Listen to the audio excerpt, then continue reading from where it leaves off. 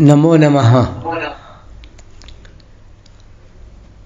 नमो नमः। आज बुधवार दिनांक 13 मार्च 2024 भारतीय तिथि अनुसार फाल्गुन मास की शुक्ल पक्ष की चतुर्थी, विक्रम संवत 2080। श्रीमद् भगवद गीता के 9वें अध्याय का 6वां श्लोक। अब भगवान पीछे के 2 श्लोकों में कही हुई बातों को दृष्टांत द्वारा स्पष्ट करते हैं। यथाकाशस्थितो नित्यं वायुः सर्वत्र गो महान् तथा सर्वाणि भूतानि मत्स्थानीत्युपधारय।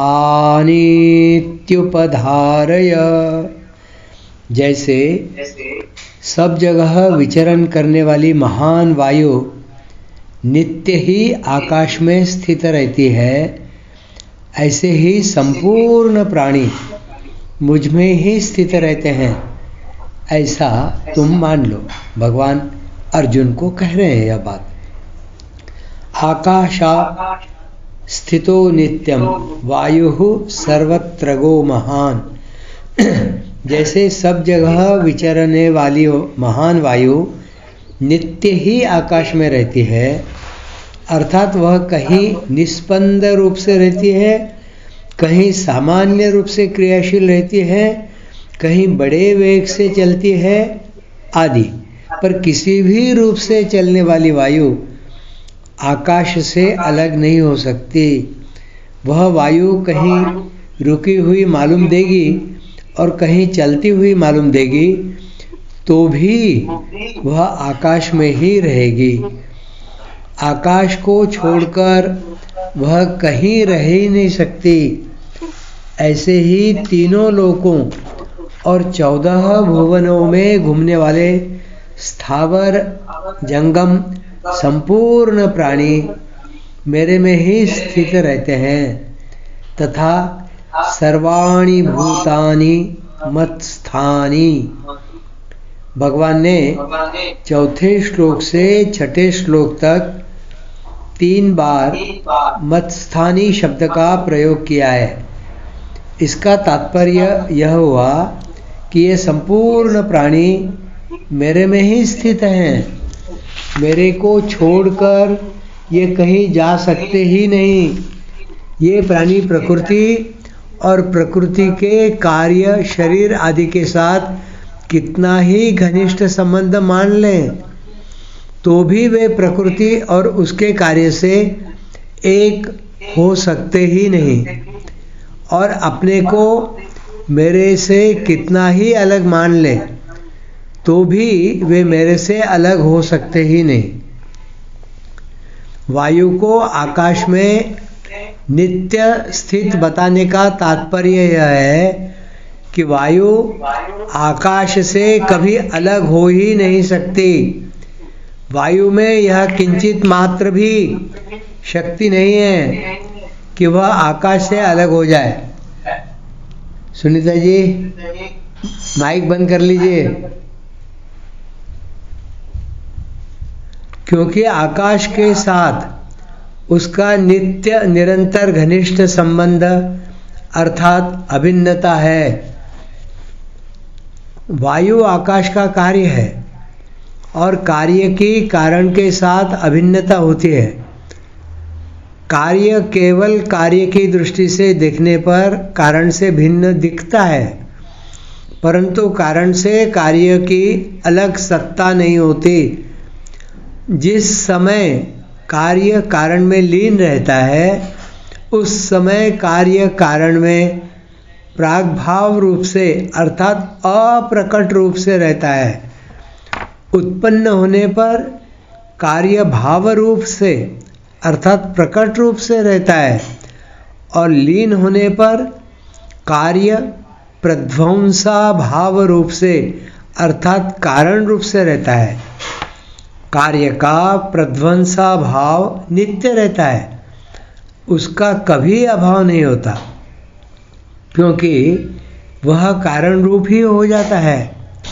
इस रीति से वायु आकाश से ही उत्पन्न होती है, आकाश में ही स्थित रहती है और आकाश में ही लीन हो जाती है।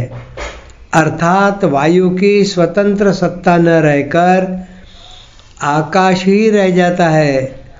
ऐसे ही यह जीवात्मा परमात्मा से ही प्रकट होता है, परमात्मा में ही स्थित रहता है और परमात्मा ही में ही लीन हो जाता है। अर्थात जीवात्मा की स्वतंत्र सत्ता न रहकर केवल परमात्मा ही रह जाते हैं। जैसे वायु गतिशील होती है, अर्थात सब जगह घूमती है, ऐसे ही यह जीवात्मा गतिशील नहीं होता, परंतु जब यह गतिशील प्रकृति के कार्य शरीर के साथ अपनापन व मैं मेरापन कर लेता है, तब शरीर की गति इसको अपनी गति दिखने लग जाती है। गतिशीलता दिखने पर भी यह नित्य निरंतर परमात्मा में ही स्थित रहता है। इसलिए दूसरे अध्याय के 24वें श्लोक में भगवान ने जीवात्मा को नित्य, सर्वगत, अचल, स्थाणु और सनातन बताया है। यहाँ शरीरों की गतिशीलता के कारण इसको सर्वगत बताया है, अर्थात यह सब जगह विचरने वाला दिखता हुआ भी अचल और स्थाणु है। यह स्थिर स्वभाव वाला है, इसमें हिलने डुलने की क्रिया नहीं है। इसलिए भगवान यहाँ कह रहे हैं कि सब प्राणी अटल रूप से नित्य निरंतर मेरे में ही स्थित हैं। तात्पर्य हुआ कि तीनों लोग और 14 भुवनों में घूमने वाले जीवों की परमात्मा से भिन्न किंचित मात्र भी स्वतंत्र सत्ता नहीं है और हो सकती भी नहीं। अर्थात सब योनियों में घूमते रहने पर भी वे नित्य निरंतर परमात्मा के सच्चिदानंद घन स्वरूप में ही स्थित रहते हैं, परंतु प्रकृति के कार्य के साथ अपना संबंध मानने से इसका अनुभव नहीं हो रहा है। अगर ये मनुष्य शरीर में अपनापन न करें, मैं मेरापन न करें, तो इनको असीम आनंद का अनुभव हो जाए। इसलिए मनुष्य मात्र को चेतावनी देने के लिए यहाँ भगवान कहते हैं कि तुम मेरे में नित्य निरंतर स्थित हो, फिर मेरी प्राप्ति में परिश्रम और देरी किस बात की। मेरे में अपनी स्थिति न मानने से और न जानने से ही मेरे से दूरी प्रतीत हो रही है।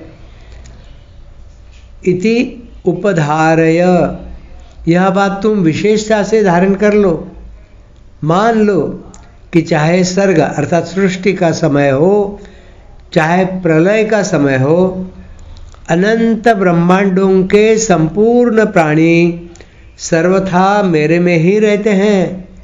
मेरे से अलग उनकी स्थिति कभी हो ही नहीं सकती।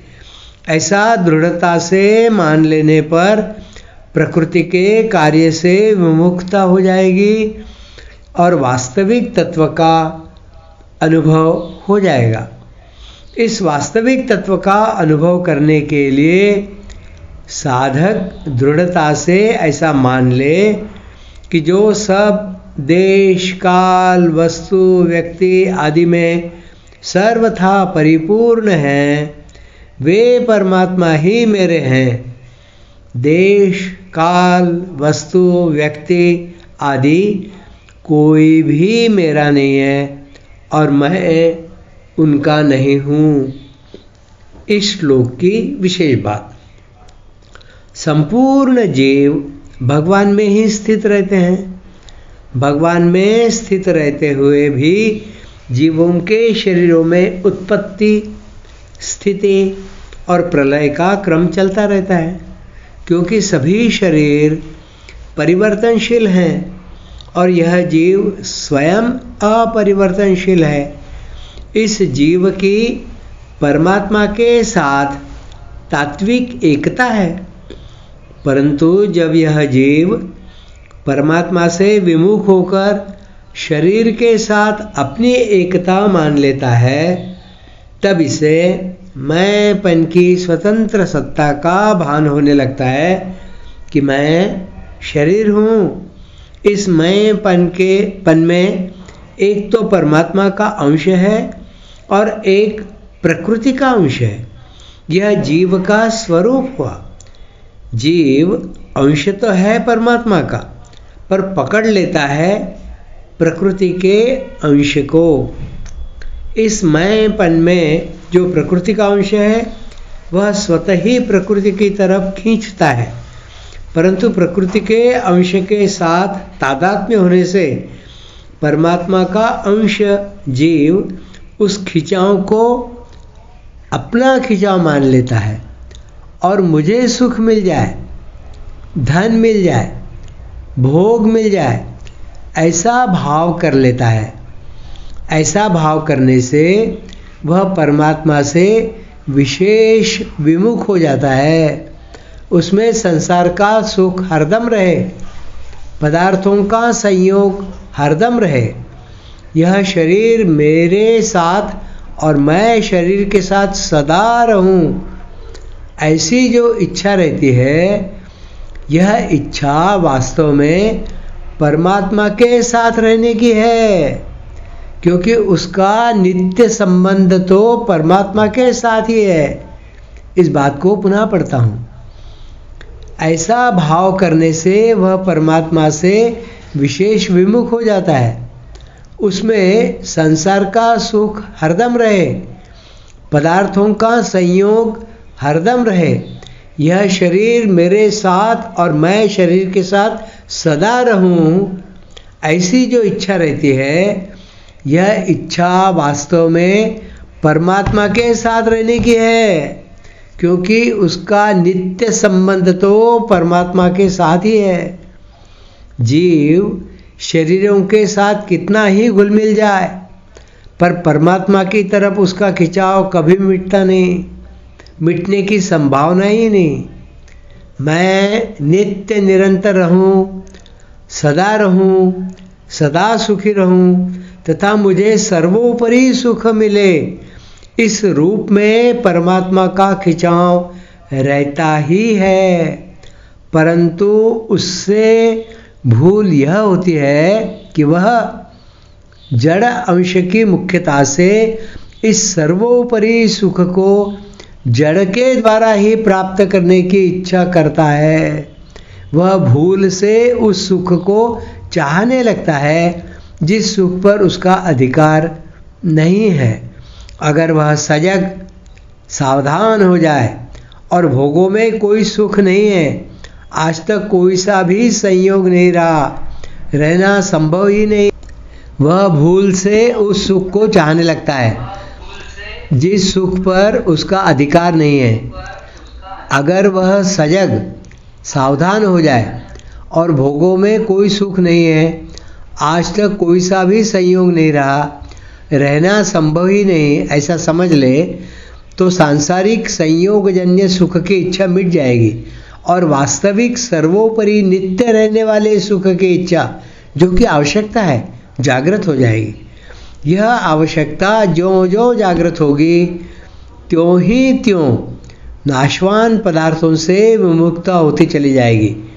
नाशवान पदार्थों से सर्वथा विमुखता होने पर मेरी स्थिति तो अनादिकाल से परमात्मा में ही है, इसका अनुभव हो जाएगा। यहाँ पर समाप्त करते हैं। धन्यवाद।